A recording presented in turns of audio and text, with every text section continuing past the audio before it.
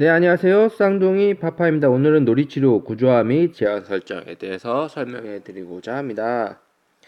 자, 다음과 같은 순서로 설명을 해 드릴게요. 놀이치료의 시작, 제한 설정, 단계, 목적, 한계 설정입니다. 다 같이 한번 따라해 봅시다. 만나서 반가워. 선생님 이름은 엄관용이야. 매주 수요일 10시부터 10시 40분까지 선생님하고 놀이할 거야. 이곳은 특별한 곳이어서 태희가 하고 싶은 놀이를 할 수 있어. 정리를 안 해도 돼. 왜냐하면 선생님이 정리할 거거든. 놀이 끝나기 5분 전에 알려줄게. 자, 다시 한번 따라해 봅시다. 만나서 반가워. 선생님 이름은 엄관용이야. 매주 수요일 10시부터 10시 40분까지 선생님하고 놀이할 거야. 이곳은 특별한 곳이어서 태민이가 하고 싶은 놀이를 할 수 있어. 정리를 안 해도 돼. 왜냐하면 선생님이 정리할 거거든. 놀이 끝나기 5분 전에 알려줄게. 이렇게 아동과 처음 만났을 때 놀이치료에 대한 구조화를 다음과 같이 하면 됩니다. 아동중심 놀이치료에서는 기본 전제가 되는 것이 몇 가지 있는데요. 그 중 하나가 아동은 성장하는 과정 중에 있고, 아동의 성장 가능성을 믿는 것입니다. 그래서 이제 구조할 때 다른 것들을 붙이기보다는 요 멘트를 그대로 연습하셔서 처음 만났을 때 이렇게 구조할 수 있도록 하시면 됩니다. 아이들은 놀이치료 하다 보면 놀이 시간에 부족함을 느끼고 놀이 시간이 끝났음에도 계속 놀이하겠다고 하는 경우가 많이 있습니다. 그럴 때는 놀이치료사는 잠시 기다려줄 필요가 있습니다. 아이가 스스로 놀이를 마무리하고 정리할 수 있도록 놀이치료사의 노력이 필요합니다. 이러한 경험을 통해서 자기가 스스로 자기를 조절하고 통제하는 경험들을 하게 되고요. 이것이 반복하게 되면 일상생활에서도 자기 조절하는 능력들이 향상될 수 있습니다. 그래서 이제 종교 시간이라 놀이 치료가 끝나고 아이하고 나올 때 아동이 계속 놀겠다고 하면 태민아 놀이 시간은 끝났어. 놀이 시간이 끝나면 놀이실 밖으로 나와야 해. 태희야 놀이가 재밌었어. 하지만 놀이 시간은 끝났어. 놀이 시간이 끝나면 저기 엄마가 있는 대기실로 나와야 해. 이렇게 말씀해 주시고 아이가 스스로 놀이가 정리될 수 있도록 기다려 주시면 됩니다. 기다리고 있음에도 불구하고 아이가 놀이를 못 끝내면 반복해서 놀이 시간이 끝났으니 놀이실 밖으로 나가자 라고 말을 해주시면 됩니다. 이때 주의할 것은 아동이 놀이하고 있는 것에 대한 반응은 하지 말으셔야 됩니다. 그 이유는 놀이 시간이 끝났음에서 아이가 노는 거, 선생님 이거 보세요. 이거 재밌을 것 같아요. 이건 어떻게 하는 거예요? 라고 했을 때 그거에 대한 반응을 하게 되면 아이의 놀이가 더 확장이 되기 때문입니다. 그래서 아이가 스스로 놀이 시간이 끝났을 때 놀이를 정리할 수 있도록 놀이 심리 상담사가 반복적으로 놀이가 끝났으면 놀이실 밖으로 나가야 된다라고 말을 해주시면 됩니다. 아동중심 놀이 치료에서는 아동의 행동에 수용적인 자세를 가지고 있습니다. 그렇기 때문에 아동이 표현되는 모든 감정이 허용됩니다. 그렇다고 해서 모든 행동이 허용되는 것은 아닙니다. 다음과 같은 상황에서는 제한 설정이 필요한데요.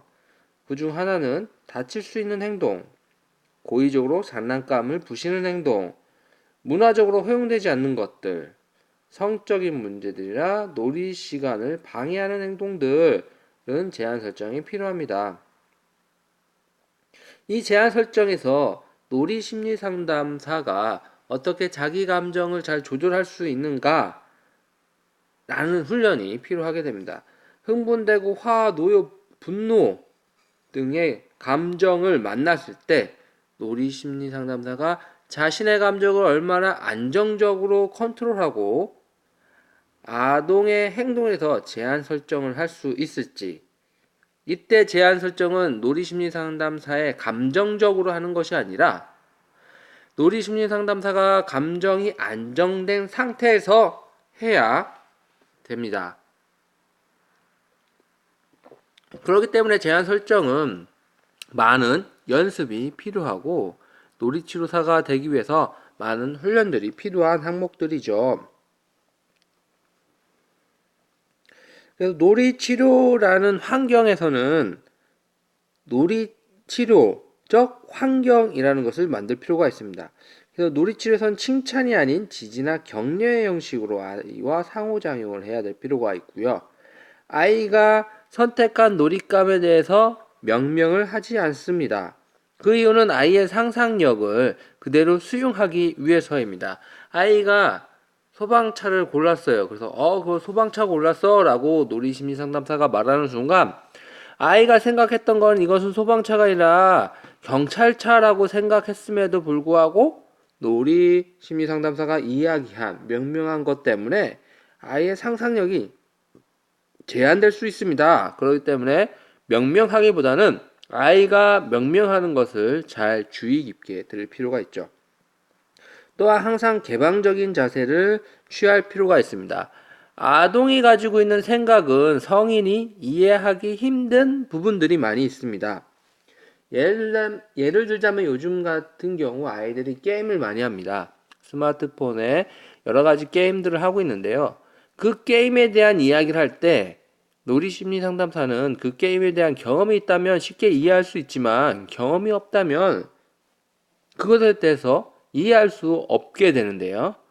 이럴 때 내가 이해할 수 없다고 해서 이건 아무 적이 필요 없는 이야기다, 뭘 게임 얘기를 하고 있냐라는 자세를 취하는 게 아니라 아이가 흥미 가지는 것에 놀이심리상담소 같이 흥미를 가지고 이야기를 들어주실 필요가 있습니다.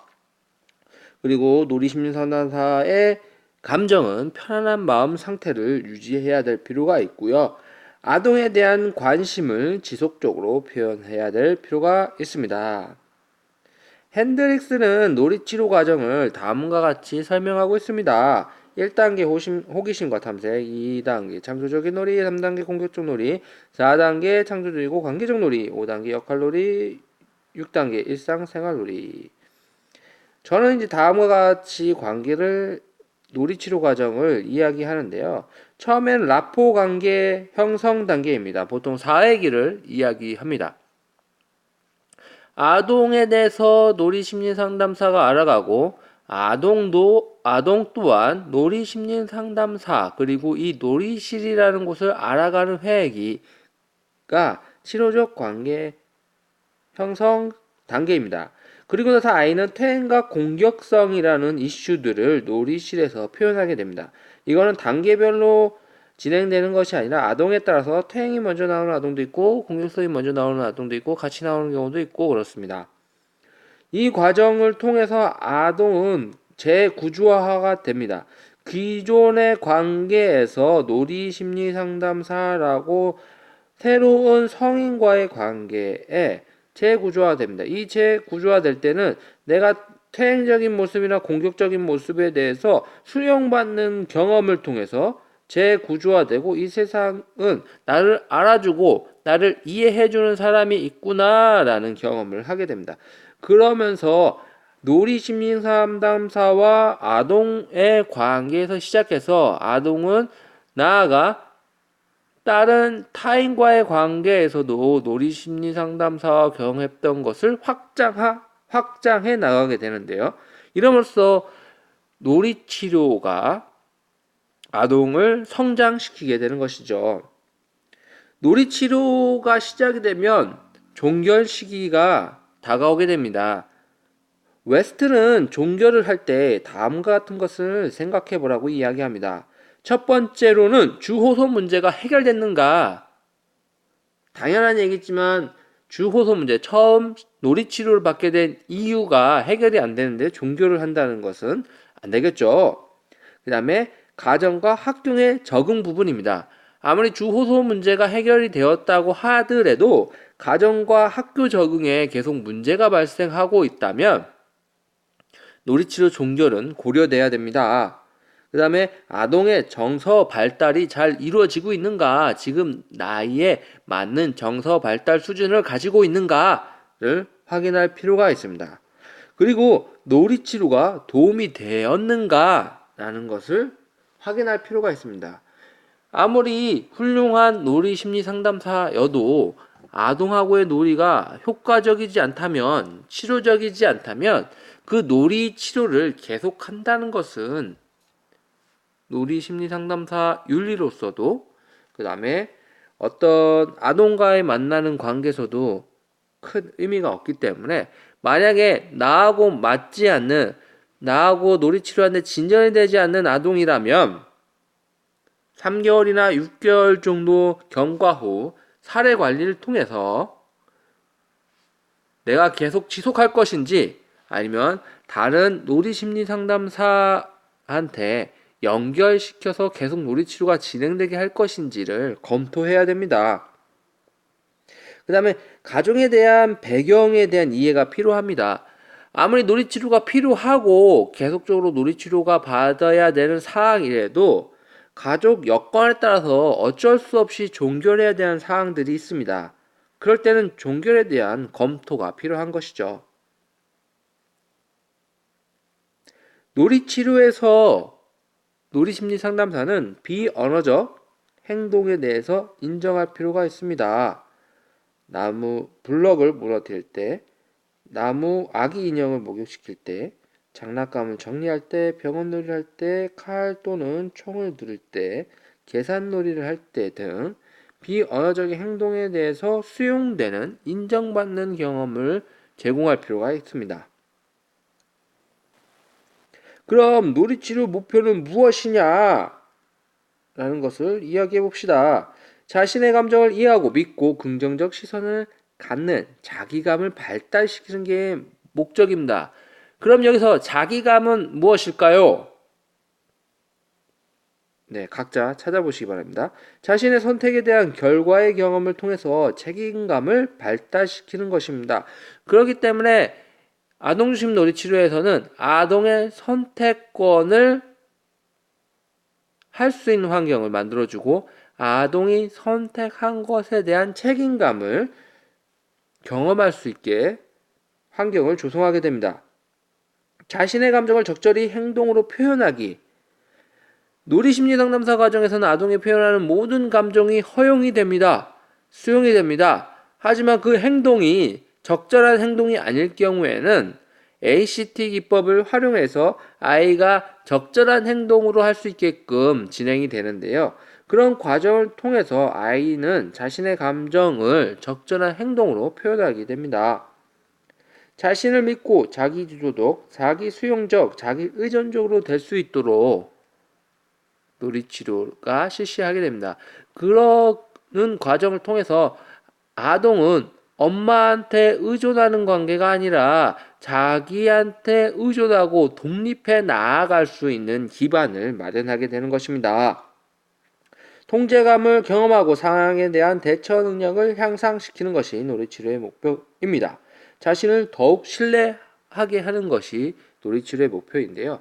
자신을 더욱 신뢰하기 위해서는 놀이치료에 오는 아동들이 스스로 할 수 없습니다. 놀이심리상담사를 통해서 놀이심리상담사가 아동을 신뢰하는 경험을 통해서 그 경험을 바탕으로 다시 내 것처럼 아동이 그 경험을 내 것으로 됐을 때 자기를 더욱더 신뢰하게 되는 경험을 하게 되는 것이죠.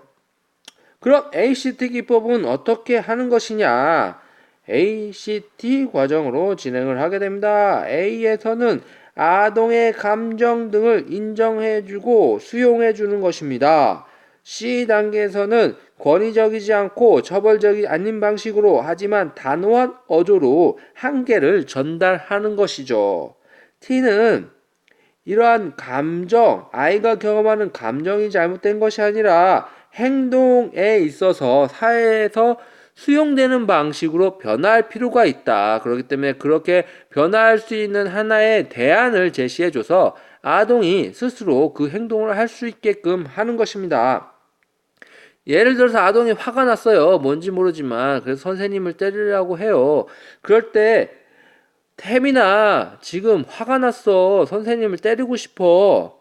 라고 하면서 아이의 감정을 알아줍니다. 그리고 나서 제한을 설정하게 됩니다. 하지만 선생님은 때리면 안 돼. 이렇게 제한을 주고요. 저기 있는 곰돌이 인형은 선생님이라고 생각하고 때릴 수 있어. 라고 하면서 대안을 제시해 줍니다. 하지만 경우에 따라서는 이 사항이 긴박할 때는 바로 제한 설정을 하고, 그 다음에 아예 감정을 알아주고 대안을 설정해 주는 방식으로 진행하시면 됩니다. 한계 설정이 필요한 것은 다음과 같은 경우입니다. 신체적 손상이 있을 경우, 놀이를 방해하는 행동이나 장난감을 파괴하거나 가져가려고 하는 행동이라든가 사회적으로 수용되지 않는 행동들을 할 경우, 애정의 등 주변 여건상 허용되지 않는 행동들을 할 때 한계 설정이 필요하게 됩니다. 이상 놀이치료 구조화에 대한 설명을 마치도록 하겠습니다. 감사합니다.